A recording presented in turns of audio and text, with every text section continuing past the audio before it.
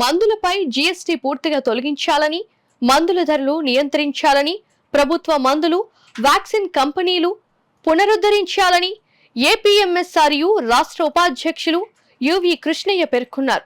Kakinada UTF హోంలో Raghupathi Venkataratnam Naidu study circle ఆధ్వర్యంలో మందుల రంగంలో మార్పులు, ప్రజలపై ప్రభావం అనే అంశంపై సదస్సు నిర్వహించారు. ఏపీఎంఎస్ఆర్యు రాష్ట్ర ప్రధాన కార్యదర్శి సి వెంకట్రావు అధ్యక్షతన జరిగిన ఈ సదస్సులో యువి కృష్ణయ్య ముఖ్య వక్తగా ప్రసంగించారు. భారతదేశంలో స్వాతంత్ర్యం సాధన తర్వాత మందులు, వ్యాక్సిన్ రంగంలో ప్రభుత్వ రంగం చాలా కీలక పాత్ర పోషించిందన్నారు. ఆనాడు సోవియట్ రష్యా కూడా మన దేశానికి తోడ్పాటు అందించిందన్నారు. అనేక రకాల ప్రాణాంతక మందులు కూడా అతి చౌకగా అందించే పరిస్థితి ఉండేదన్నారు. 1970లలో మందుల ధరల నియంత్రణ చట్టం ఉండేదన్నారు. 1990 తరువాత దేశంలో అమలైన నూతన ఆర్థిక విధానాల వల్ల ప్రభుత్వ రంగం నిర్వీర్యమై ప్రైవేటు కార్పొరేట్ రంగం విజృంభిస్తుందన్నారు. డ్రగ్స్ కంట్రోల్ వ్యవస్థ పటిష్టంగా ఉండాలని, మందులు, వైద్య పరికరాలపై జీఎస్టీ పూర్తిగా తొలగించాలని ప్రజా సంఘాలు డిమాండ్ చేయాలన్నారు. ఈ సదస్సుకి జన విజ్ఞాన వేదిక జిల్లా ప్రధాన కార్యదర్శి వి శ్రీరామారావు ఆహ్వానం పలుకగా, RVN study circle convener N Govindarajulu వందన సమర్పణ చేశారు.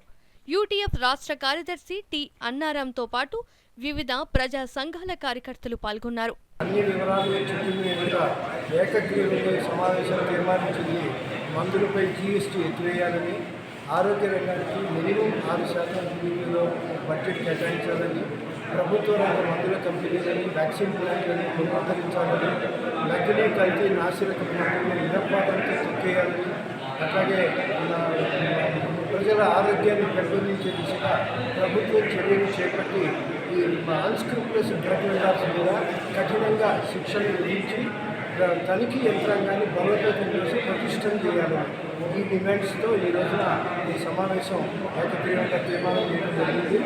ప్రజలందరూ కూడా చైతన్యవంతులై ఈ ఆరోగ్యాన్ని కాపాడుకునే దిశగా ఒకరికొకరు సహకరించుకొని ఇది ఒక ప్రజా చైతన్య స్ఫూర్తితో ఉద్యమించాలని చెప్పనని ఈ సమావేశం పిలుపునివ్వడం. ప్రతి నెల ద్వారా తీసుకొని దాని ద్వారా అందరినీ చదివించాలనే ఉద్దేశంతో ఈరోజు యువి కృష్ణయ్య గారు ఏపీ ఎంఎస్ఆర్యు రాష్ట్ర ఉపాధ్యక్షులు వీరిని తీసుకొచ్చి మందుల రంగంలో మార్పు ప్రజలపై చూస్తున్నటువంటి ప్రభావాన్ని మనం ఇక్కడ చర్చించడం జరిగింది.